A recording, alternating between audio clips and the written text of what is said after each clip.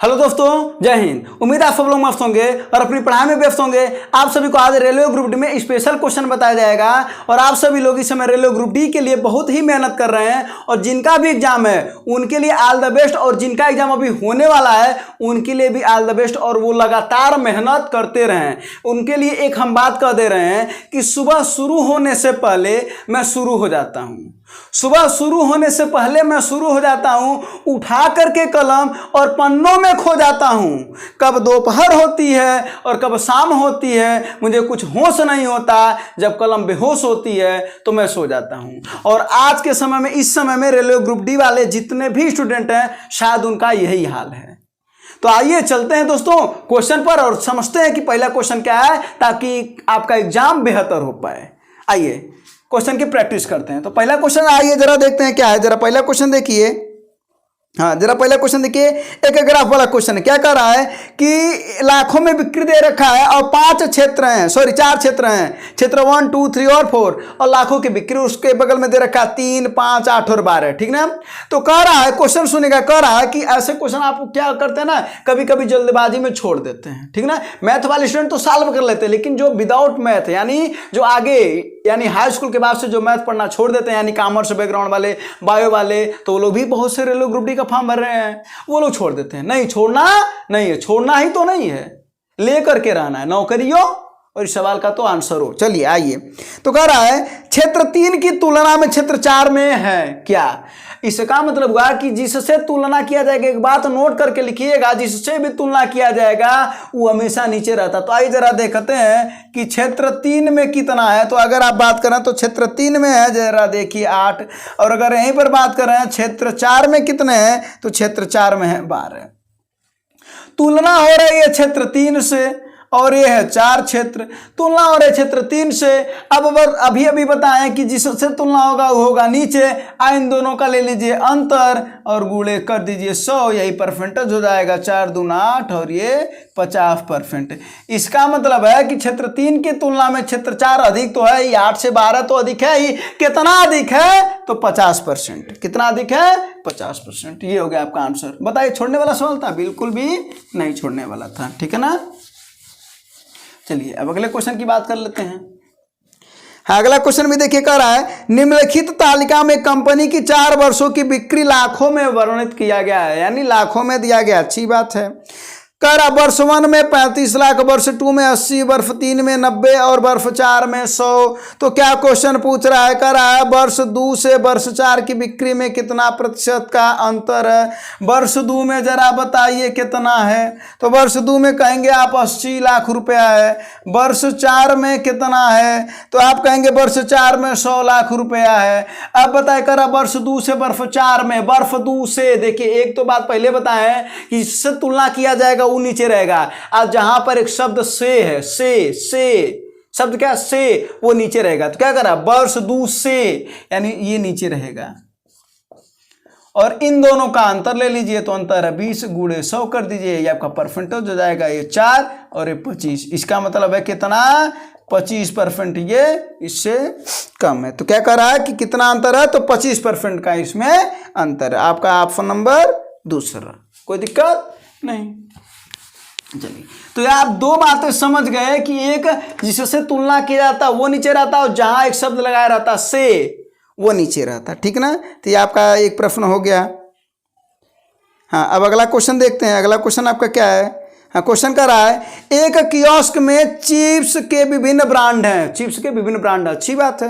कह रहा स्टोर की बिक्री में 70% आलू चिप्स बेचने में आता है और 30% अन्य चिप्स और वेफर्स बनते हैं। मतलब 70% आलू चिप्स है, बाकी कुछ और चिप्स हैं, 30% और, यानी 70 और 30 का रेशियो जा रहा है। तो 70 और 30, यानी ये आलू चिप्स है और इसको हम अदर चिप्स मान लेते हैं। ठीक है ना, अन्य चिप्स। अब देखिए क्या कर रहा है, प्रत्येक तिमाही में स्टोर की औसत बिक्री 12 लाख रुपया है। 12 लाख है ना, 12 लाख रुपया है। अब एक बात बताइए, तिमाही में औसत बिक्री तो हम प्रत्येक माह का निकाल लें, तो प्रत्येक माह का निकाल लेंगे तो 12 लाख का 2.5 सैकड़ा हजार 10 लाख 10 लाख 12 लाख आप बटा 3 कर देंगे का 2.5 सैकड़ा हजार 10 लाख तो ये आपका मासिक आ गया कि नहीं आ गया, बात समझे। प्रत्येक 3 माह का ये औसत दिया था 12 लाख, तो 1 महीना का 4 लाख हुआ ना। अब वही पूछ रहा है आपका क्या, तो 1 माह में बताइए आलू चिप्स की बिक्री कितनी है। तो आलू का चिप्स की बिक्री है 70%, तो 4 लाख का 70% यहीं पर निकाल लेते हैं। 4 लाख ही किया है, तो 4 लाख का 70% निकाल दीजिए, कोई दिक्कत नहीं है। बस 7 चौको 28 और कितने जीरो हैं, 3 और 1 इसका जीरो, तो 1 दहाई सैकड़ा और 1000 10 लाख, यानी 2,80,000। आपका ऑप्शन नंबर कौन सा हो गया, डी वाला। कोई दिक्कत है, सवाल बहुत बड़ा है, लेकिन कोई दिक्कत है नहीं। तो क्या रहा था, आलू चिप्स 70%, अन्य चिप्स 30%, प्रत्येक 3 माह का टोटल 12 लाख रुपया दिया गया था। 1 माह का हमने निकाल लिया, और 1 माह का तुरंत हमने निकाल लिया 70%, क्योंकि आलू चिप्स से पूछ रहा था। अगर अन्य चिप्स पूछता तो 30% निकाल लेते। तो इसका आंसर आ गया 2,80,000। ठीक है, कोई दिक्कत। चलिए अब अगले क्वेश्चन पर चलते हैं। अगला क्वेश्चन देखिए क्या कर रहा है कि आप एक घनाकार बॉक्स के आकार को बढ़ाना चाहते हैं। कोई बात नहीं, बढ़ा देंगे। तो सबसे पहले अगर घन की बात कर रहा है तो आपको बता दें कि घन का जो आयतन होता है उसको लिख लीजिए, केवल भुजा का क्यूब होता है। अब बात करते हैं, आप घनाकार बॉक्स के आयतन को बढ़ाना चाहते हैं। इसके लिए आपकी विमाओं को मूल आकार से आधा और ज्यादा बढ़ाते हैं। मतलब पहले था 100, तो 100 का आधा कर देंगे तो कितना हो जाएगा, 50, और ये बढ़ा देंगे तो टोटल हो जाएगा 150% आप करना चाहते हैं। मतलब समझे, 100 पहले था, ठीक ना, 50% बढ़ा है तो कुल हो गया 150% हुआ ना। तो 150% आप बढ़ाना चाहते हैं। तो कह रहा इससे बॉक्स के आयतन में कौन सा बात सही कहा जा रहा है। कोई बात नहीं, अभी बता दिया जाएगा कौन सा बात सही कहा जा रहा है। ये देखिए 100% तो पहले था, पहले कितना था, ये पहले है, और ये अब जब बढ़ाया गया। तो एक बात बताइए, घन का आयतन होता है भुजा का क्यूब। तो एक बात बता दे रहा, जितना घात रहेगा ना उतनी बार उसको हम बढ़ाएंगे। 2 घात रहता तो 2 बार, 3 घात रहता तो 3 बार। इसका मतलब समझिए कितना है, 50% बढ़ाया गया ना। इसका मतलब है देखिए 150/100, 150/100, 150/100। अब समझे। अगर यहाँ पर वर्ग की बात करता है तो वर्ग में आपको पता भुजा का स्क्वायर होता तो 2 बार करते, लेकिन ऐसा कुछ नहीं है। तो बस ये काम कर लीजिए, 100 से 100 कट जाएगा, 2 जीरो फिर 2 जीरो कट जाएगा, और 1 जीरो फिर 1 जीरो कट जाएगा। 15 गुणे 15 गुणे 15, तो 15 गुणे 15 गुणे 15 कितना होता है, तो 3175 होता है। तो 3175 है ना, 3175 की 3375, 3375। ठीक है, तो आपका आ गया ये। अब बटे कितना है, 10 है, तो बटे 10 है, इसको कर देंगे तो 337.5%। आपका आयतन अब कितना हो गया, 337.5%। अब हो गया, बढ़ा कितना, तो बढ़ा है 237.5%। क्यों, क्योंकि पहले था 100। तो लेकिन ये पूछ रहा अब क्या हो गया, तो हो ये गया, कितना बढ़ा, ये 237.5% बढ़ा। तो आपका आंसर हो जाएगा ऑप्शन नंबर पहला। कोई दिक्कत बिल्कुल भी नहीं। चलिए अब अगले क्वेश्चन की बात करते हैं। अगला क्वेश्चन देखते हैं क्या है। हाँ जरा अगला क्वेश्चन देखिए, एकदम लुल्लू सा टाइप का क्वेश्चन दे रखा है। कह रहा व्यय सेगमेंट दे रखा है 1 से लेकर के 5 तक, और व्यय परसेंटेज दे रखा है। अच्छी बात कर रहा है, यदि वह सेगमेंट 3 पर 3,000 रुपये खर्च करता है, तो सेगमेंट 3 है 15%, यानी 15% बराबर 3,000 रुपया। कोई दिक्कत नहीं है। तो कह रहा है तो सेगमेंट 2 और सेगमेंट 5, यानी सेगमेंट 2 है 20 और सेगमेंट 5 है 10, यानी 30% बराबर। तब कह रहा है तो कितना खर्च करेगा, तो 15% बराबर अगर 3,000, तो 30% बराबर क्या कर देंगे, तिरछी तिरछा गुणा कर दीजिए। आप बटा कितना हो जाएगा, 15%, 15 दूना 30, 3 दूना 6,000 रुपया।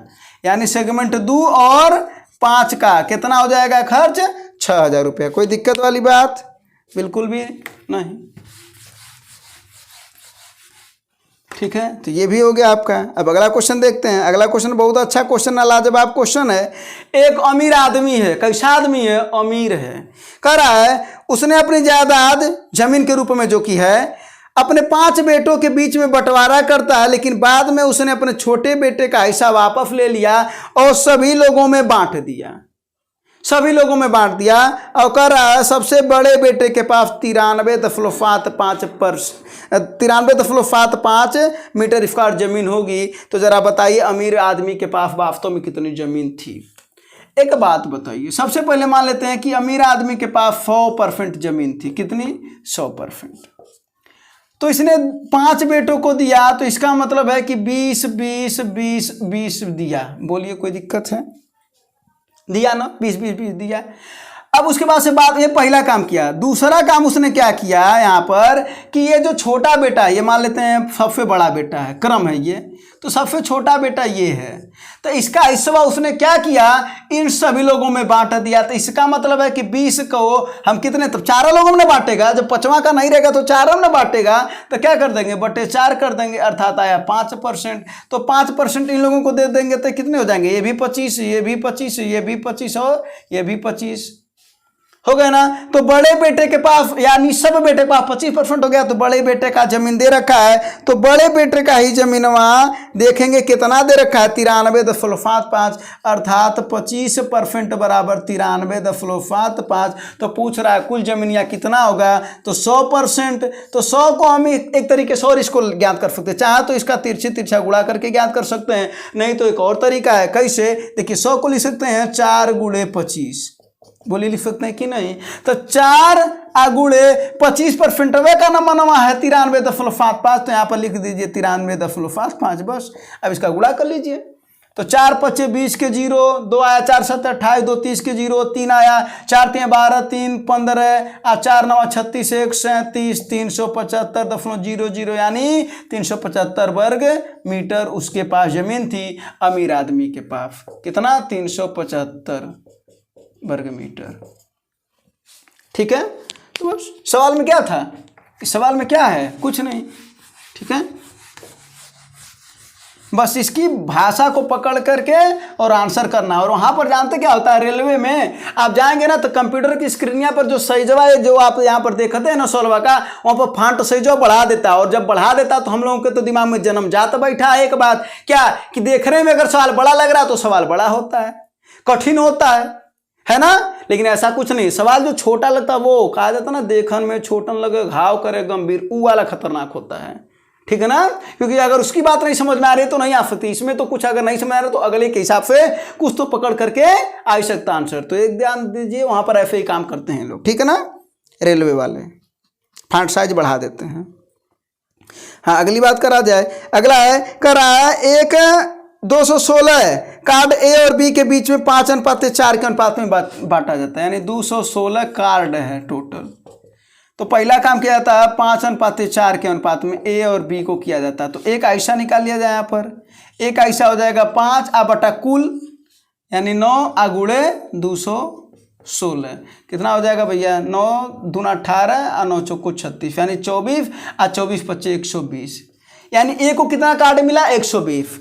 अब अगली बात देखिए क्या कर रहा है, कुछ समय के बाद पुनः कार्ड एकत्रित करके ए और बी के बीच 11 और 13 के अनुपात में बांट दिया जाता है। यानी दूसरा काम कितना, 11 और 13 के अनुपात में। तो तब यहाँ पर एक ऐसा निकाल लीजिए, तो क्या हो जाएगा 11 बटा 13 गुणे सॉरी कुल ना, तो हो जाएगा 24 बटा 216 कार्डवा है। तो 24 से कितनी बार में कट जाएगा, ये 9 बार में कट जाएगा, तो 11 9 99। अब देखते हैं प्रश्न क्या पूछ रहा है, ए का प्रश्न पूछ रहा था, इसी वजह से ए का ज्ञात किए हैं। तो कह रहा है तो पहली की तुलना में दूसरी बार ए को कितने प्राप्त हुए, तो जरा बताइए क्या हुआ है, 21 कार्ड कम मिला है, नहीं मिला है 21 कार्ड, सीधा सीधा दिख रहा है 21 कार्ड कम मिला है। ऐसे ही आप बी का भी ज्ञात कर सकते हैं। तो बी का ज्ञात करेंगे तो क्या हो जाएगा, 4 बटा 9 गुणे 216, तो ये 24 बार में कट जाएगा, तो 24 चौको 96। अगर दूसरी बार में बी का निकालेंगे तब कितना हो जाएगा, 13 बटा 24 गुणे 216, ये 9 बार में कट जाएगा, तो 13 9 117। अब एक क्या हो रहा है, ये देखिए बढ़ रहा है, यानी 17 और 4 21 कार्ड अधिक मिल रहा है। पी को 21 कार्ड अधिक मिल रहा है और ए को 21 कार्ड कम मिला, ए वाला पूछ रहा था, तो एक आंसर हो गया आपका 21 कार्ड कम मिल रहा है। ठीक है, बस ये इसी वजह से हम आपको बोले हैं कि स्पेशल क्वेश्चन मतलब ये सब ऐसे क्वेश्चन होते हैं जो आप पढ़ेंगे तो आंसर दे पाएंगे, ठीक ना। और ये आपके बेसिक एक कहा जाता है ना कि सेंस पर आधारित क्वेश्चन होते हैं, ठीक है। चलिए, तो ये वाला भी क्वेश्चन हो गया। हाँ, अब देखते हैं अगला क्वेश्चन क्या है। हाँ, अगला क्वेश्चन देखिएगा, सुनिएगा। कह रहा है 63 ग्राम के एक टिड्डे को तीन चींटियां अलग अलग क्रमशः 3, 4 और 6 दिनों में खा सकती हैं। माने चींटियां खा रही हैं किसको? टिड्डे को। हाँ, चींटियां खा रही हैं टिड्डे को, और कितने हैं? 63 ग्राम की वो है टिड्डा, 63 ग्राम का। तो जो इनको समय लग रहा है वो क्या लग रहा है? तीनों चींटियों को वो लग रहा है 3, 4 और 6।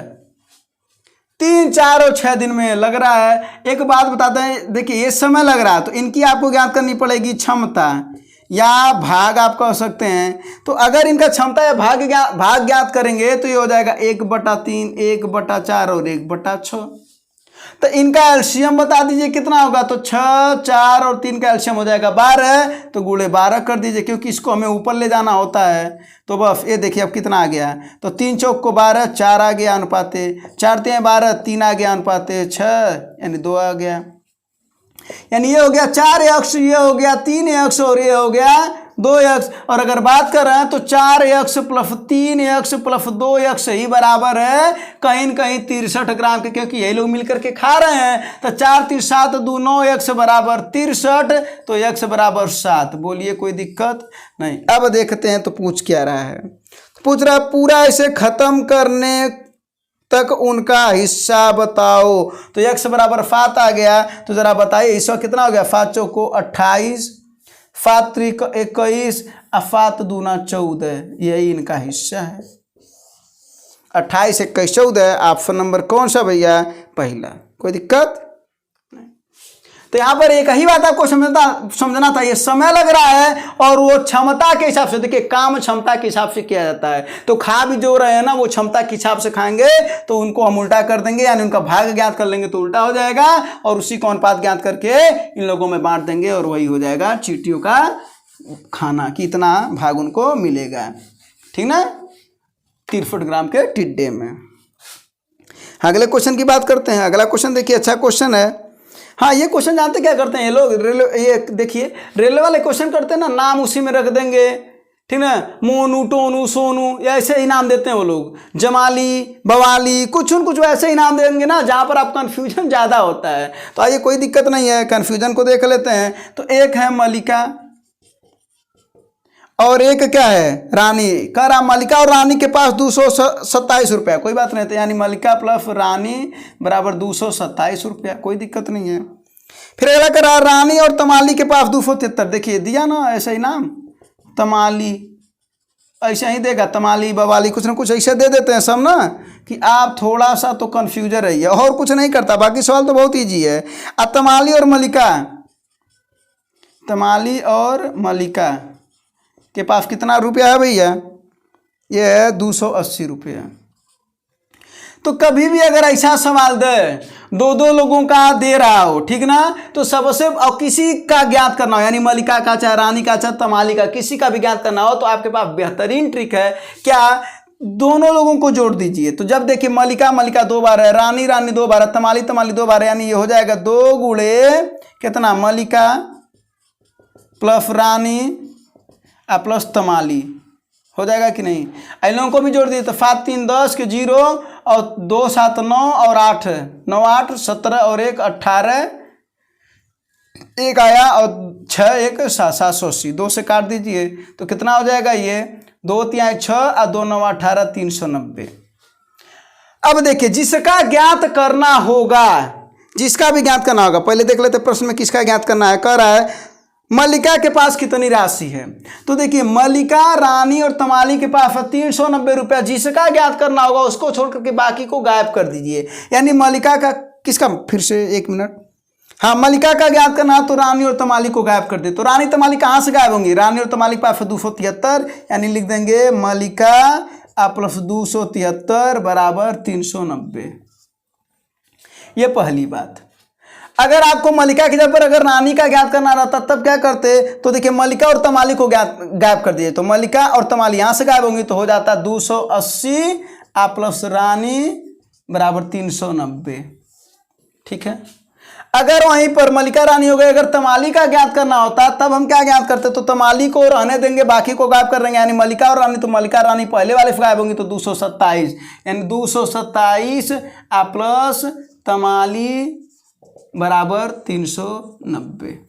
बस एक ज्ञात कर दे रहे हैं, 2 का आंसर आप बता दीजिएगा। तो ये उधर चला जाएगा तो माइनस हो जाएगा, यानी मल्लिका बराबर हो जाएगा 390 माइनस 273।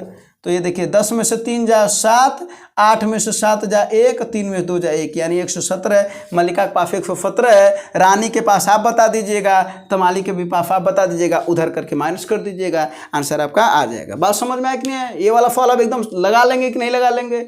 बिल्कुल लगा लेंगे, ठीक है ना। वहाँ पर ना मल्लिका रानी और तमाली को XYZ मान लीजिएगा, जल्दी लग जाएगा, ठीक है ना।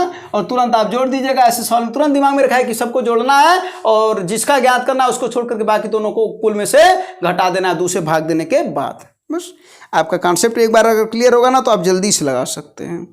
अगला क्वेश्चन सुनिएगा, कर लड़कों के पास एक समूह में 22 मिठाइयाँ, 10 मिठाइयाँ और 22 मिठाइयाँ हैं और 10 क्या है वफ़े और 10 केक हैं, ठीक ना। कुल इन लोगों के पास देखिए है कितना, 22 प्लस 10 प्लस 10 मिठाई है, वफ़े केक है, कोई बात नहीं है। करा है तीन को तीनों वस्तुएं पसंद है, यानी 3 लोगों को, कोई 3 लोग हैं इसमें से जिनको तीनों वस्तुएं पसंद है, अच्छी बात है। 3 लोग हैं जिनको तीनों वस्तुएं पसंद है। अगला करा है कम से कम 2 मदों को 7 के द्वारा पसंद किया जाता है, यानी 2 मद ऐसे हैं जिनको 7 के द्वारा पसंद किया जाता है, यानी टोटल 7 दूना 14 हो गए। तो क्या करा प्रश्न कि कितने के द्वारा केवल एक ही मद पसंद किया जाता है, ये लीजिए कितने के द्वारा, यानी टोटल ये है और ये तो 3 लोगों को पसंद आ रहा है, ये कम से कम 2 लोगों को पसंद आ रहा है, तो इन्हीं दोनों को माइनस कर दिया जाए तो पता चल जाएगा। नहीं समझे, केवल 1 लोगों को क्या करना था, हमें पता करना था ये तीनों पसंद करते हैं, ये 2 कम से कम पसंद करते हैं, तो 7 दूना 14 और 14 3 17 माइनस कर दीजिए। टोटल किसमें से 22 10 32 10 42, 42 में से 17 माइनस कर दीजिए तो आपका कितना आ जाएगा, 12 में से 7 जा 5 और 3 में से 1 जा 2, यानी टोटल 25। आपकी संख्या क्या हो जाएगी 25, ऑप्शन नंबर सी। बस ठीक है, क्योंकि आपको केवल और केवल 1 मतों के लिए चाहिए और 3 लोग तो तीनों कर रहे हैं और 2 लोग तो 7 कर रहे हैं, इसका मतलब 2 और 7 14, बस इसको निकाल लेंगे। हाँ तो अब देखिए ये लास्ट क्वेश्चन है, एकदम लास्ट क्वेश्चन है आपका। देखिए क्या करा है, सम सप्तभुज और सम द्वादशभुज के प्रत्येक आंतरिक कोणों का माप बताइए। तो सबसे पहले कुछ फार्मूला लिख दीजिए।